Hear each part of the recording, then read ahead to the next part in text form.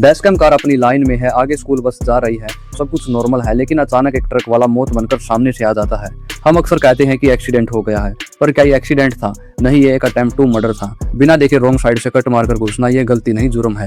Dashcam वाली गाड़ी की स्पीड देखिए, कंट्रोल में है, उसके आगे स्कूल बस है। सोचिए अगर वो ट्रक थोड़ा लेट होता और स्कूल बस से टकरा जाता तो यहाँ एक बहुत बड़ा हादसा हो जाता। ट्रक वाले ने यहाँ ट्रैफिक रूल्स तोड़े हैं, रॉन्ग साइड एंट्री। हाईवे पर या मेन रोड्स पर आप ऐसे कट नहीं मार सकते। अब सवाल ये उठता है कि इन ट्रक वालों में इतनी हिम्मत आती कहाँ से है? क्या इन्हें कानून का डर नहीं? असल में हमारे देश में लाइसेंस सिस्टम और डिपार्टमेंट इतना ढीला है कि कोई भी ट्रक चला लेता है। इन्हें लगता है कि 2-4 पैसे देकर छूट जाएंगे, लेकिन उस कार ड्राइवर का सोचिए जो अपनी मेहनत की कमाई से गाड़ी लेता है और अपने परिवार के साथ निकलता है, उसका क्या कसूर था?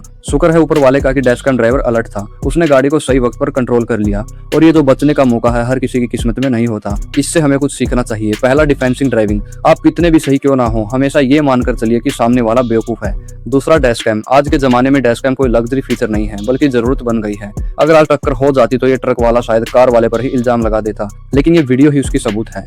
मैं सरकार और एडमिनिस्ट्रेशन से पूछना चाहता हूँ, ऐसे कट्स पर सीसीटीवी क्यों नहीं होते? ऐसे ड्राइवर्स का लाइसेंस परमानेंटली कैंसिल क्यों नहीं किया जाता? दोस्तों, ये वीडियो सिर्फ एक फुटेज नहीं, ये एक वार्निंग है। हम रोज ऐसे हादसों की खबर पढ़ते हैं और भूल जाते हैं, लेकिन जिस दिन ये हमारे साथ होता है तब समझ में आता है कि जिंदगी कितनी सस्ती हो गई है।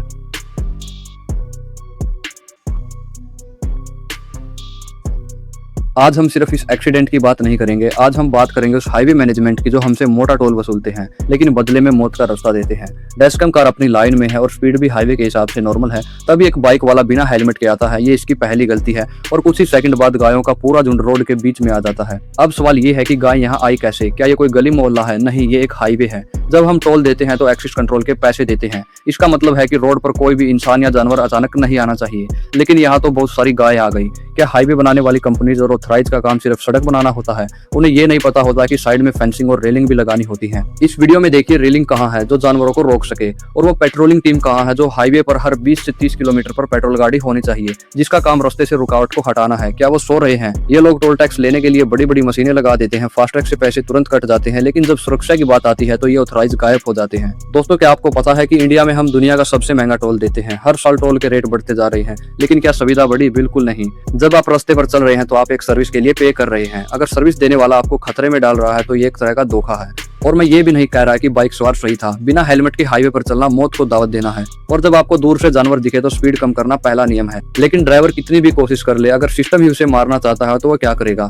रात के समय ये सिचुएशन और भी खतरनाक हो सकती थी। इन जानवरों के पास कोई रिफ्लेक्टर नहीं होते। ऑथराइज को चाहिए कि वो लोकल विलेज के साथ मिलकर एक इंश्योर करे कि पशु हाईवे पर ना आए। दोस्तों, ये वीडियो एक वार्निंग है ऑथराइज के लिए। टोल लेना बंद करो अगर सुरक्षा नहीं दे सकते। हाईवे पर रेलिंग कंपलसरी होनी चाहिए और हेलमेट पहनकर ही बाइक चलाएं। हमेशा डिफेंसिंग ड्राइविंग करें।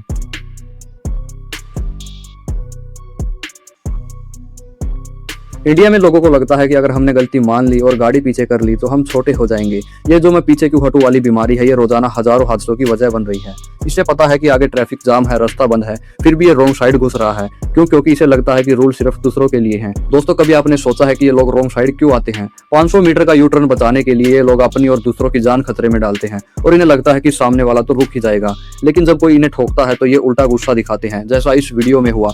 स्कूटी वाला शर्मिंदा होने की बजाय आंखें दिखा रहा है। इसे कहते हैं डिफेंसिव एग्रेशन, यानी गलती मेरी है पर चिल्लाऊंगा मैं ताकि सामने वाला डर जाए। जब हम ऐसी वीडियो देखते हैं हमें गुस्सा आता है। हमारे देश में सिविक सेंस तब तक जीरो रहेंगी जब तक हम ये नहीं समझेंगे कि रोड शेयर्ड स्पेस है, ये किसी के बाप की प्रॉपर्टी नहीं। अगर आप गलत हैं तो पीछे हटिए, माफी मांगिए और रास्ता दीजिए। इसमें कोई छोटा नहीं हो जाता। और ऐसे लोगों को जब तक कानून का डर नहीं होगा ये नहीं सुधरेंगे। मैं आप सबसे गुजारिश करता हूँ, शॉर्टकट के चक्कर में रॉन्ग साइड मत जाइए। अगर गलती हो भी जाए तो ईगो को साइड में रखकर रास्ता क्लियर कीजिए और ऐसे बदतमीज लोगों से उलझने की बजाय उनकी वीडियो बनाकर ट्विटर या ट्रैफिक पुलिस को भेज दें।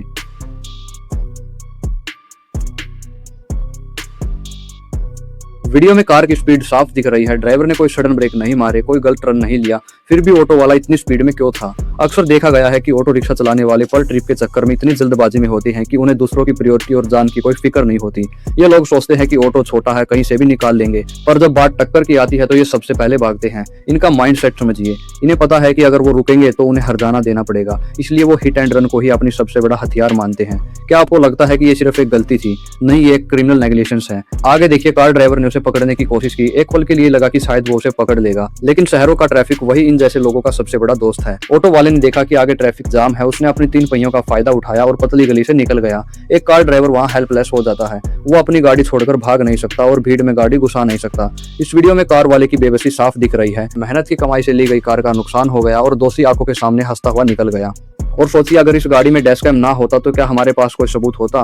कल को अगर पुलिस केस होता या इंश्योरेंस क्लेम कराना होता तो ऑटो वाला तो पलटकर ये भी कह सकता था कि कार वाले ने बैक किया था, लेकिन डैश कैम झूठ नहीं बोलता। मैं आप सबको सचेत करना चाहता हूँ, चाहे आपकी कार सस्ती हो या महंगी, एक अच्छा डैश कैम जरूर लगवाएं। ये सिर्फ रिकॉर्डिंग नहीं, आपका सबसे बड़ा गवाह है। हर साल हजारों लोग ऐसे हादसों में अपनी जान गंवाते हैं। कभी ऑटो वाले ठोकते हैं, कभी कोई बाइक वाला रॉन्ग साइड से आता है, और इन सब में एक चीज कॉमन है, सिस्टम का डर न होना। इन ऑटो वालों को पता है कि इनका कोई कुछ नहीं बिगाड़ पाएगा। अक्सर इनके पास ना इंश्योरेंस होता है, ना सही डॉक्यूमेंट्स होते हैं, और अगर पकड़े गए तो गरीब होने का कार्ड खेलने लगते हैं। पर ये गरीब होने का मतलब दूसरों की जान खतरे में डालना है। हमें एक ऐसा सिस्टम चाहिए जहां हिट एंड रन करने वालों का लाइसेंस तुरंत कैंसिल हो। जब तक डर नहीं होगा तब तक सड़कों पर ये जंग चलती रहेगी। आप लोग क्या सोचते हैं, क्या इन ऑटो वालों के लिए अलग से सख्त कानून होने चाहिए? दोस्तों, ये वीडियो बनाने का मकसद किसी की बुराई करना नहीं, बल्कि आप सबको अलर्ट करना है।